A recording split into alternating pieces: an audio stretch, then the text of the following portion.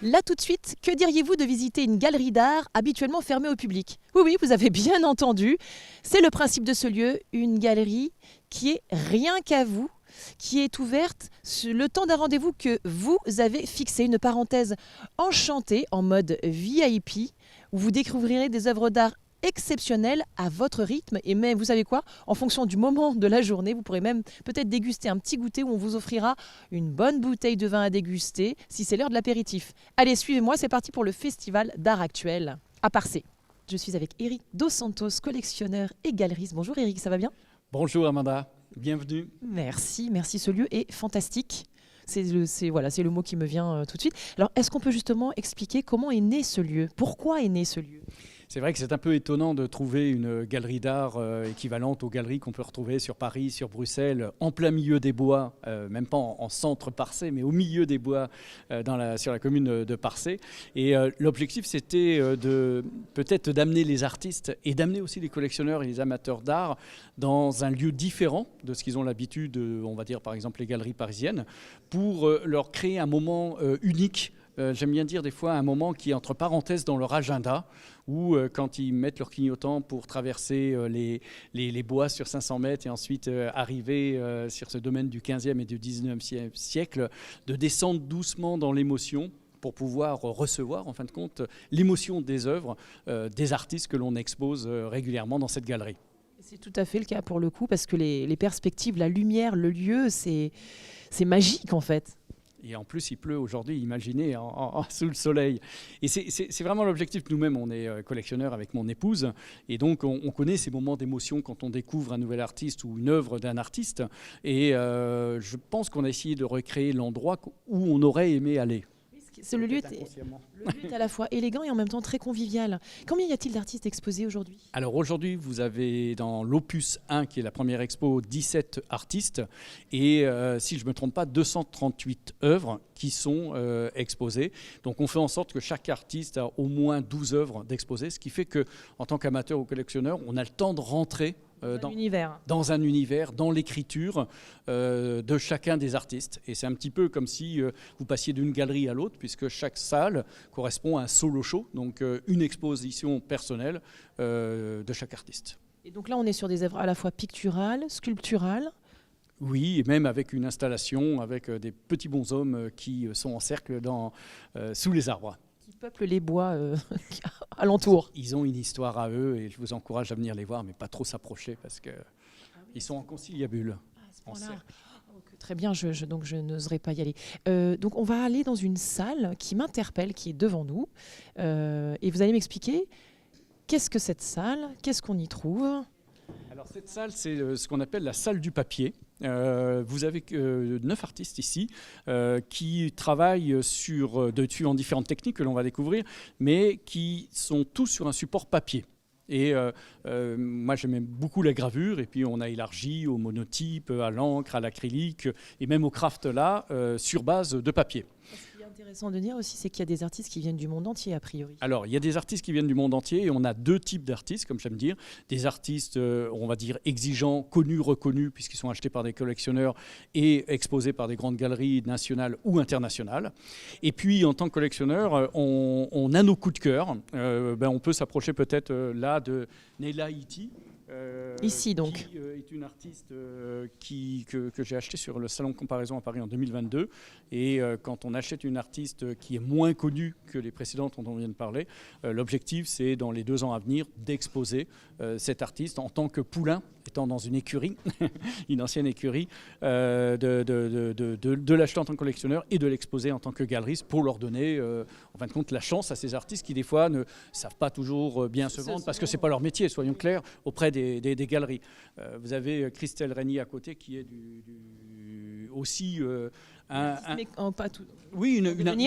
artiste en devenir où on a acheté des œuvres il y a 3 ans d'elle et on a mis du temps à la retrouver. Et on a été jusqu'à son atelier pour la retrouver et pour exposé en 2023 lors de l'Opus 1. Alors, vous avez parlé de différentes techniques, quelles sont-elles? Alors, par exemple, ici, avec Neila, c'est de la gravure. Donc, la gravure, c'est on grave une plaque et ensuite on encre la plaque et on met sur un papier de façon à transférer la plaque gravée, l'encre de la plaque gravée sur un papier. Et ici, sur le dessin de Christelle, c'est vraiment un dessin qui est fait à l'encre et qui est fait avec du pastel. Donc, sur la gravure, on peut faire tirer plusieurs gravures à partir de la même plaque. Donc là, par exemple, c'est la 7 sur 10. Alors que quand on est en dessin pur, il n'y a qu'un seul original. Et quand il est vendu, voilà, l'artiste doit en refaire un autre. C'est bien, ça fait monter sa cote. Alors, on est dans une des pièces, mais il y a tellement de choses à découvrir. On ne va pas tout déflorer parce que l'idée, c'est que vous veniez dans ce lieu merveilleux en mode VIP, rien que pour vous. C'est fantastique comme expérience. Moi, ce que je propose, c'est qu'on aille voir peut-être un petit peu ce qui se passe en bas. Allez, allons-y. Allez, je vous suis. Donc là, on est dans une autre des pièces de ce lieu magique. Comment vous choisissez vos œuvres, Eric? Alors, j'ai une approche par rapport à l'œuvre qui est purement émotionnelle. En tant que collectionneur, on voit le niveau d'exigence dès le début, que l'on valide, je dirais, mais ça c'est comme dans tout métier. Et puis ensuite, la chose qui est extrêmement importante pour moi, c'est que je veux vivre une émotion avec l'œuvre avant de connaître l'artiste. J'ai presque envie de dire son œuvre m'intéresse plus que lui, même si on les adore, et même si on en prend extrêmement soin, pour être franc. Mais je sais que je vais vivre avec l'œuvre que je vais acheter. Et donc, il est important pour moi qu'il y ait cette communion directe entre moi-même, mon épouse, puisqu'on achète toujours à deux, et puis l'œuvre. Et ensuite, on discute avec l'artiste. Mais vous savez, la grande difficulté, c'est, par exemple, si vous visitez la galerie avec moi, je vais être jamais descriptif d'une œuvre, parce que chaque œuvre appartient à celui qui la regarde. C'est pas de moi, c'est de Picasso. Et je crois que c'est vrai. Et ce qu'a voulu exprimer l'artiste va être différent de ce que vous allez ressentir, vous, en tant que personne, différente des uns des autres, en voyant cette œuvre.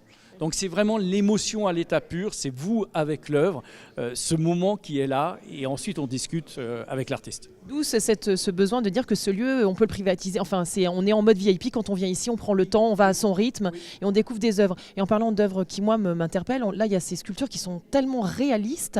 C'est quoi, c'est de la terre ? C'est de la terre et plein d'autres ingrédients, on va dire, dont je n'ai pas le droit de vous parler.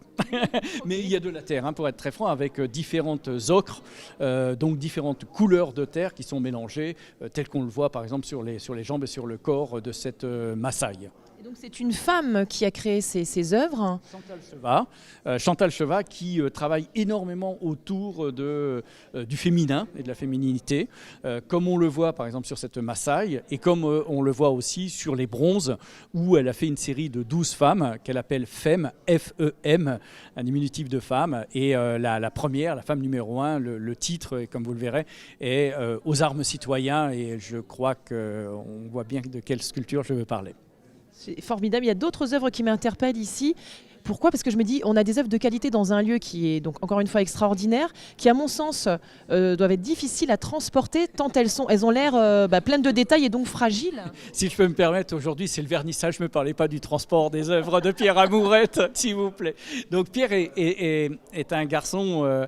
j'ai envie de dire qui est extrêmement touchant, un gros bonhomme qu'on a envie de prendre dans ses bras comme un enfant, parce que quand on voit le travail qu'il fait, on est proche de l'enfance. On est proche des choses un peu oniriques.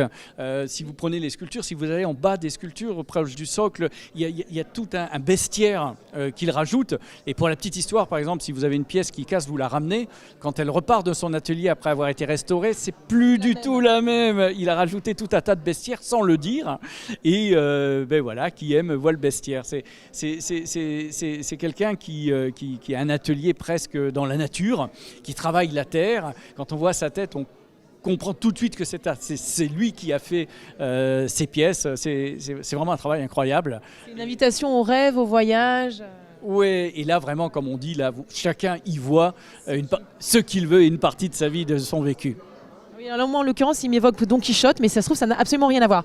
Alors le titre, Pierre n'est pas très à cheval sur le titre, mais là c'est Saint-Hubert qui se bat contre le bon diable vert, avec tout un tas de poissons bien sûr qui accompagnent ce combat extraordinaire.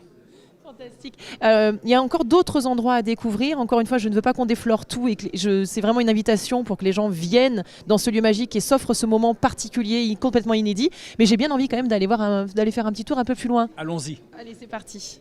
Donc là, on est à nouveau dans un autre espace. Et ce que je trouve assez fabuleux et fantastique, c'est qu'on est plutôt sur des œuvres qui donnent quelque chose d'assez sombre. Or, on est dans une pièce extrêmement lumineuse, Eric. Oui, je pense que vous avez vraiment tout dit par rapport à cette salle. C'est vrai qu'on a un artiste, Pascal Jacquet, qui fait de l'abstrait avec un petit peu de figuratif, où on retrouve le gris, le blanc, le noir. Donc, je vous donne raison. Et puis à côté, une deuxième Pascal Marchesini Arnal, avec ses sculptures en papier mâché. Et puis ces formes un petit peu d'hybridation qu'on retrouve par moment sur les différentes sculptures qui sont ici présentes, avec le monde animal et le monde humain qui s'hybrident ou alors qui s'accompagnent. Ouais, c'est assez intéressant. On a presque l'impression d'être dans quelque chose d'assez préhistorique. Enfin, on ne sait pas trop. C'est vrai, je suis d'accord avec vous. Il y a une unité entre ces deux Pascal, Pascal et Pascal, qui s'accompagnent bien. Et je trouve que vous le décrivez bien. Oui, ça nous plonge dans le clair-obscur.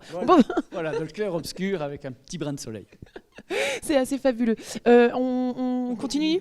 Super. Donc Eric, nous avons parlé du fait que c'était le premier opus aujourd'hui. Donc il dure jusqu'à quand ce premier opus ? Le deuxième opus arrive quand ? Enfin, il y a plein de choses. Et la programmation, il faut tout me dire.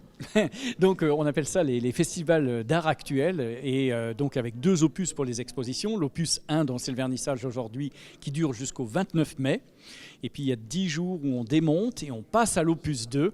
Et on vous invitera au vernissage du 8 juin jusqu'au 16 juillet, où on renouvelle tout le bas au niveau artiste. Donc 2 expositions majeures l'une après l'autre, opus 1, opus 2 jusqu'au 16 juillet. Et puis au milieu de chaque opus, il y a énormément de concerts. Nous avons Jean-Philippe Viré à 15h aujourd'hui. Samedi prochain, nous avons la pièce L'Envol de Lou Francard. Le 14 mai, nous avons Julie de Massy qui chante, une soprano qui chante du Bach avec un seul instrument qui est un accordéon. Et puis des conférences. Et au deuxième opus, on reprend du jazz. On fait un dîner en blanc pour la fête de la musique le 21 juin dans le parc le soir. Et on termine par une conférence et une performance à 4 mains avec une artiste abstraite et une artiste figurative qui sont Rogine Doré et Daniel Burghardt.